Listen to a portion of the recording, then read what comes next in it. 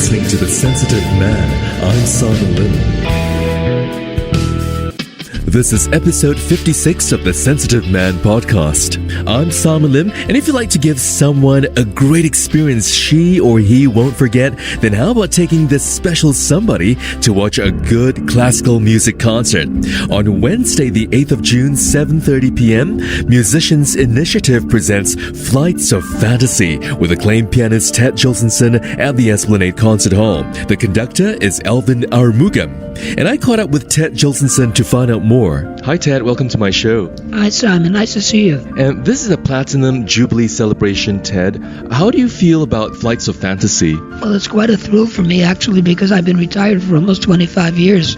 And to walk back on the stage in front of, quite a sizable audience is going to be quite an experience, I think. I think of it more in terms of, an anticipation than anything else. Now, the audience will be looking forward to Lim Fantasy, the masterful piece created by Susan Lim and Christina Teens-Tan. What can you say about Lim Fantasy in your own words? It's a revolutionary work. I was introduced to it by Dr. Susan Lim herself. She came to see me in New York, and we had a very interesting time, and she invited me to listen to the recording of 15 or 16 songs at the Abbey Road Studios in London, which I did. I went to London, I listened to them, and I was very impressed with the music. And I was sitting having lunch with her and her husband in Rye, New York, at Le Panettone restaurant, and I said, that music really is so beautiful and it's so different that I said, why don't you ask a composer to transcribe everything into one solid piano concerto? So then I had to go to Washington and I had to leave, and I had no time to follow that up at all. And within 2 or 3 days she called me up and she said, I found a great composer, and his name is Manu Martin. He's a marvelous French guy. Do you know him? So it happens I didn't know him. I knew about him, but I had never met him. She said, it's a green light. We're going to do it. So I said, fine. When it's ready, let me know. So we stayed in touch. And of course I had to do a little bit of traveling in those days. So I went back to Singapore, and she contacted me in Singapore, and she said, it's ready. And so I looked at it, and I said, great, let's do it. London, I went to London, and we recorded in London, actually. It was just a marvelous experience from beginning to end. Susan is an incredible woman. She's a great surgeon, as you know, and she's multi-talented, multifaceted. She has the ability because of her tremendous sensitivity to people, she knows where there are gaps in society. And she felt very, very strongly about inanimates and animates, I should say, and loneliness, of course, in the computer generation, which brings this about because people don't get together very much anymore. And that's basically what this is about. It's quite an extraordinary story. Flights of Fantasy will also feature 2 other famous piano concertos. Why did you choose to feature these concertos? What do they mean to you? It's very difficult when you do something like this to choose exactly the right pieces. So I was just thinking about what pieces that I'd like to play. And I chose the Tchaikovsky because I had very, very early and wonderful experiences with it. And then I chose the Brahms because I had wonderful early experiences with it. And I thought it'd be a nice way to renew, the kind of thing that I did. I walked out on the stage. I've given over 8,000 performances in my lifetime. I can hardly believe it when I think about it. I was speaking with my secretary on Friday. She's in California. She said, can you imagine how many concerts you've given? I said, Kathy, do you really know how many concerts I've given? She said, I know exactly how many concerts you've given. And then she told me I nearly fainted. So that means I must have walked out on the stage 50 or 60 or 70,000 times. Can you imagine that? So for me to choose one piano concerto or 2 piano concertos to play is impossible. So what I did is I went in my mind and I thought, well, which are the ones that were most meaningful for me at that time? And of course, it had nothing to do with me. It had to do with the people that I was playing with. And I had a very great Russian conductor that I did the Tchaikovsky with. The important one was with a Russian conductor. And the first important Brahms one I did was with a very, very great German conductor, which made a very big impression on me. So that's why I chose them. I said, well, why not now do the same thing? So Ted, can you describe the feelings when you immerse yourself into your piano playing? I would love to be able to put that into words, but I really can't. I enjoy the music tremendously, and my motivation has never been performance. My motivation is communication. If I have the right spirit inside of me, and if I'm well enough prepared, if these old 10 fingers are moving right, and I hit the right note at the right time. The rewards for me can be very, very big.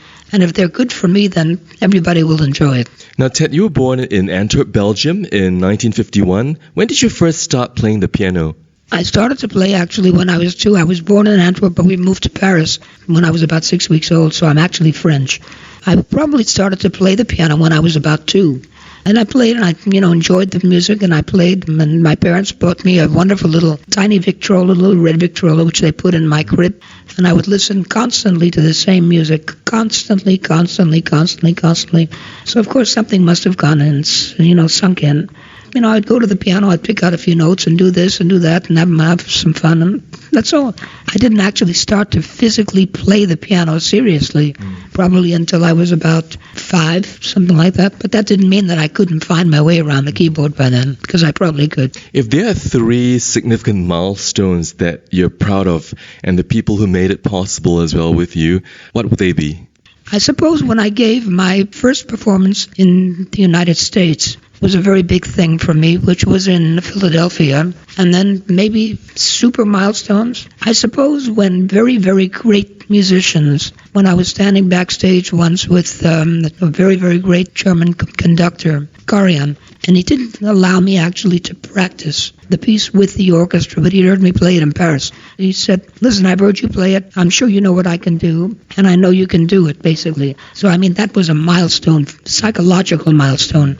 Ted, how do you think you've evolved in your piano playing and style over the years? Well, I think I always try to perfect my art, whatever it is that I'm doing. I'm always working on something. It might be a new style of music. It might be a new technical way of handling certain difficulties in the music. But I'm always definitely doing something. So when I work on aspects of this or aspects of that. And I might not work on the pieces that I'm playing, actually, for 2 weeks. And then I just might, work on something else because I feel that there's something that I'm missing.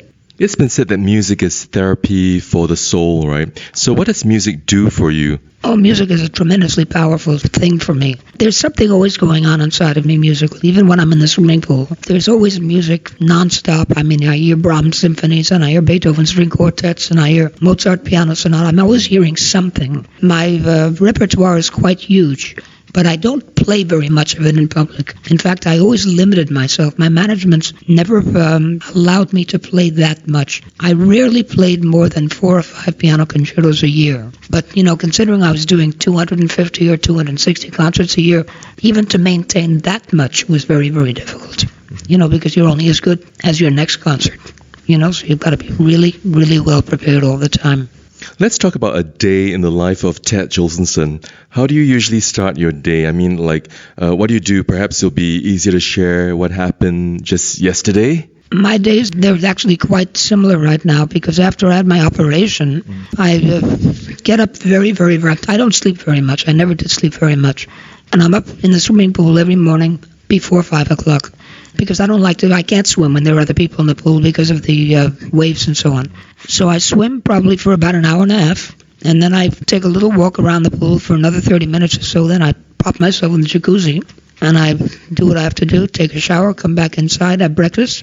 Then I get to work, and I work all morning. Nobody can bother me in the morning. Then in the afternoon, I generally work with 2 genius children. They're just incredible kids. You'll meet them both very soon. One is called Mikkel, and the other one is called Hansen. And they're both extremely great, super talents. Now, Ted, if there's a philosophy to life that you subscribe to, what's that philosophy? Well, you have to push yourself, but don't push too hard. You always have to push yourself, and you always have to try very, very, very, very hard to get the best that you can do. But that doesn't mean you've got to cut other things off. You have to be very well-rounded. You have to read a lot. You have to know a lot. You have to think a lot. You have to, take care of your body. You have to eat well. But when you practice, you have to be very, very, very focused. No question about it. How would you describe yourself in just 3 words? A pain in the neck. I think that's the best I can do. I've always been very demanding upon myself. I don't stop. I suppose, if you look back at my life and if you look back at my history and you can see the things that I've managed to accomplish, have been blessed with a super, super great talents. I mean, there are no great musicians that I haven't worked with in my career. And because of that, of course, I got to know the great personalities in the art world and in the theater world and in the movies and, right from Disney right down the line. I mean, it's been a very, very fascinating run for me, I've got to say. And of course, I like my later years now. It's a responsibility that we have, to pass the baton down. And if you don't do that with the right people, you're really missing something out for the next generation.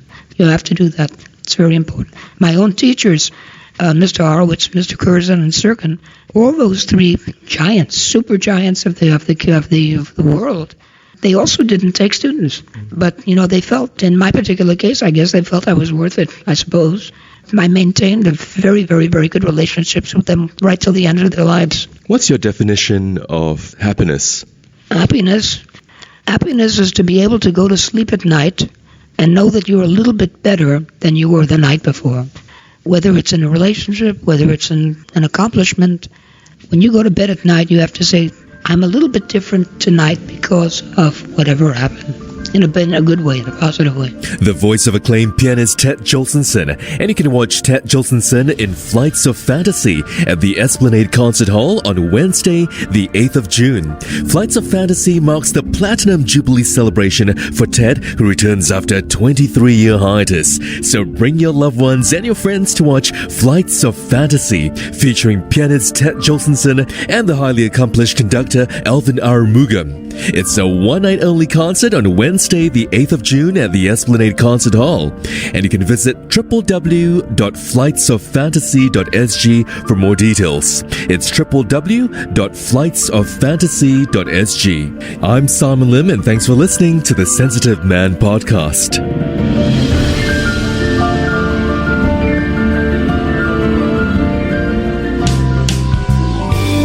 The Sensitive Man. The Sensitive Man is a production of SPH Radio. I'm Simon Lim, your host and producer for this podcast. You can also find this show on iTunes, Google Podcast, and streaming on Google Home. And now you can listen to the Sensitive Man podcast on audio, AWEDIO for audio. Visit audio.sg.